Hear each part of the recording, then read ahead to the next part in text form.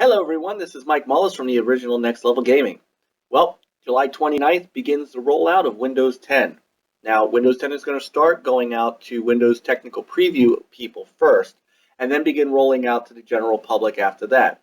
They're doing it in waves so that there's not a massive download or a bunch of problems that happen that they have to scramble to fix. So, got to be a little more patient, but it's coming. With the impending release of Windows 10, I wanted to run you through what the Xbox app is going to look like on Windows 10 and give you a brief demo of streaming from the XP One to your PC. Now, I have my Xbox right up there, and I have a PC around the corner, and the PC here is hardwired, and so is the Xbox. However, I did test this as well with my Surface Pro 3, which I might do in another video in a week or two just to give you kind of an idea. But the reason that I wanted to do it on my PC down here is I wanted to show you how good the latency is between streaming from the Xbox to a PC. Because the PC's over here, what I'm going to do is the following. I have screen capture software, which is going to show you the app itself. The app that we use for screen capturing can't really do the streaming any justice. So for that, I'm going to use a little bit of just standard camcorder footage.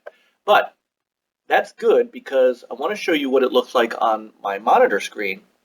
But then I want to show you how I'm going to actually control this television with the game running here while having my Xbox controller hooked up to the PC, controlling it through the stream. That's how good the streaming actually is. So, with all that said, it's time to show it to you. Let's get to it. Okay, the first thing we're going to do is we're going to fire up the app. So you can't see my start button, but there it is. And there's my little avatar. So we're going to load the app up. And it takes just a moment in this build, but it's actually gotten much faster since the first one that I've seen. And here it comes. Alright, so you see most of the things that you might see on the Xbox Smart Glass app from the last gen, or you might see on Xbox.com. There's the activity feed, and I can click on any of the movies, screenshots, or like right here, I'm going to click on his achievement, and we see that's good old Major Nelson. I'm going to click on him because I want to see more about him. If he's somebody I don't know, might want to follow. And we get to his page where we can see all of his activities, the last game he's played, anybody who's commented on him. And then we can go up and we can click on his actual profile and we can see more about him. He's apparently Batman. And we can see his showcase, so all the games that he has in his showcase, his followers, who his friends are. Let's go back home. On the left, we have recently played games and games from the store. On the right, we have our friends list, so I can see all of my friends, online and offline. And then up at the top, I can see suggestions. Now, these are people who are either following me, or these are people who Xbox thinks I should follow. These could be popular broadcasters, or they could be people who make content on Upload Studio. Alright, so let's click on one of my recently played games. Last night ran some Titanfall. And so I can see all of my friends that actually play Titanfall. In case I don't know they play Titanfall, I might want to play with them in the future. I can look at people's game clips and things like that. So these are the people who have activities. These are game clips of various people who have recorded stuff. These are my achievements and all of my things that have happened in Titanfall and how long I've been playing it. Alright, so I'm going to click on my profile real quick. Now it looks pretty much like the profile of any of my friends. I got my activity feed. You can see my showcase. You can see all the things that I've done. Yes, beach buggy racing.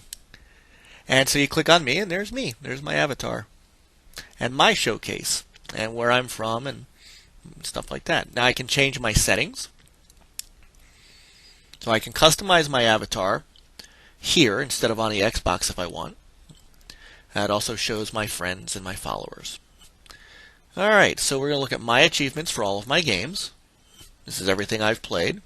And I can click on any one of them and see those.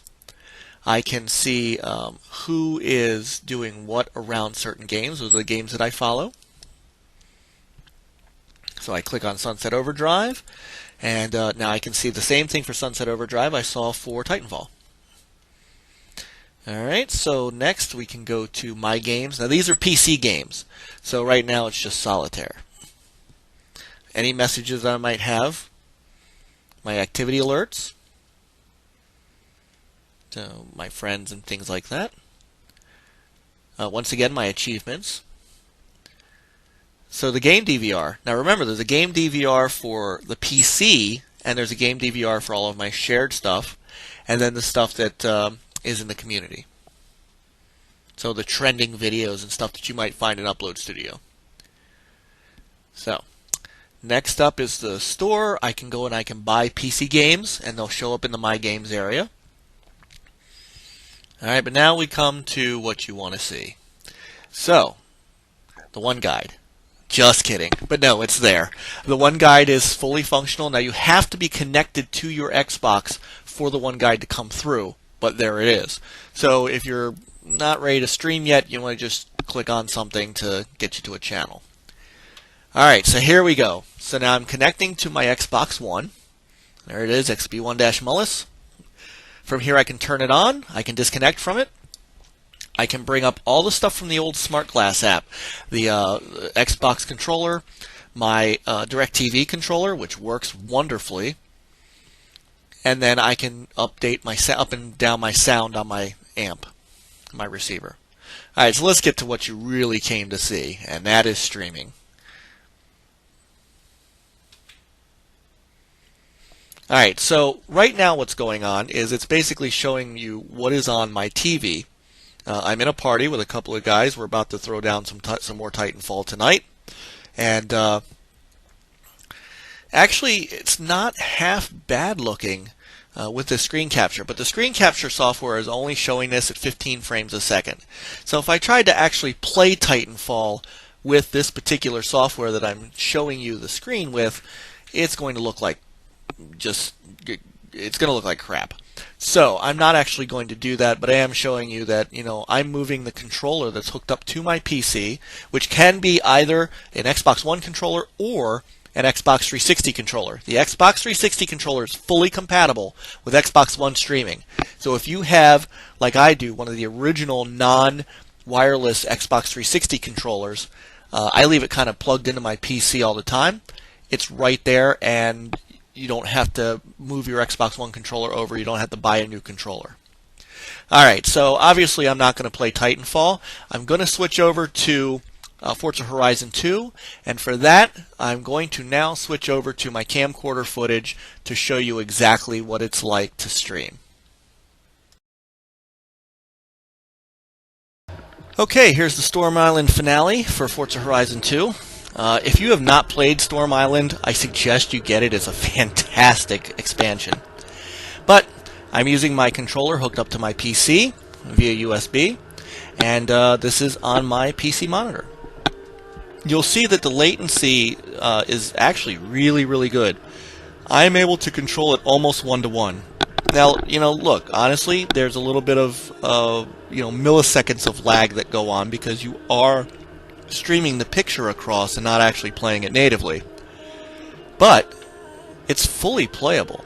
And even though Forza Horizon's a 30 frame per second game, 60 frame per second games work just great too.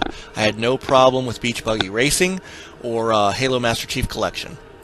So, but you do have to have some competent hardware in order to do this. You can't just use a laptop that you've had with Windows XP from 6 years ago. It has to have a good video card and it has to have very good wireless. My Surface Pro 3 actually runs as good as this, and I'm going to do a video probably next week to show that to you. Alright, so here's what I wanted to really show you. This is why I use the PC downstairs. I'm going to walk over to where the television is. Now that's where I sat and made the first part of this video. There's my Xbox One, and there's the TV, and there's my Kinect. Alright, so I'm going to put the camera down on the chair that I was just sitting in, and let me get it lined up here. So while I'm doing this, the whole purpose of this is I want to show you I'm actually going to grab the controller and turn the lights down here. I'm going to grab the controller, and I'm actually going to look at the television, not at the monitor. And I'm going to show you how well I can drive looking at the TV. So, like I said, the milliseconds of lag that you get in here still make this game fully playable. And on my Surface Pro, no problems either. I do have a Toshiba laptop that's older, was built for Windows Vista, does not have a very good video card on it, and streaming is pretty much non-functional. So, like I said, you got to have a good computer in order to do it, whether it's a laptop, a tablet, or a desktop PC like I have here. Now, what I will also say is sometimes, you can't, depending on bandwidth, you can't get the best quality graphics all the time. So what they give you is three options. You have high quality, medium quality, and low quality. So, maybe if you're not in the best of wireless area at the moment in your house, you can turn the quality of the stream down to low, and that might compensate enough for you to be playable. Most good 5 gigahertz and 2.4 gigahertz routers and wireless access points are going to give you what you need, and it's going to be fine. So, this is Forza Horizon being played on the Xbox One, through the TV, and the PC, and I was switching back and forth between the two. Alright, well there you have it. The Windows 10 app for the Xbox and console streaming from the console to the PC. I'm going to try to do a Surface Pro 3 video very soon. For those of you who have Surface tablets and have not gotten into the Windows technical preview, it'll give you a chance to see what your experience is going to be like. Now, again, I want to remind you that mileage is going to vary. I have a Fios Quantum gateway, and that gives off pretty good wireless at 2.4 gigahertz and 5 gigahertz. And your performance is probably going to depend on your wireless situation. Microsoft has said that wired connections are always going to give you the best results. But I've also seen on social media, on my Twitter feed, and Facebook that many people who are in the technical preview with Surfaces are having no problems and their performance is fine. So, it should be pretty good, and I'll give you a chance to take a look at it before Windows 10 rolls out. Okay, I want everybody to have a wonderful 4th of July holiday. Please leave your comments in the comment section below if, and only if, it's a tangible, legitimate comment. Fanboys, you can go now. Also, we'd love for you to subscribe to our channel. We are going to be coming back very shortly with brand new podcasts. We were doing a little bit of E3 cool down and, for the 4th of July holiday, but we have lots and lots to talk about coming up. We have Gamescom coming up very shortly, and a summer and fall packed with games from everyone. So, until then, this is Mike Mullis from the original Next Level Gaming. Again, have a wonderful holiday weekend. Game on.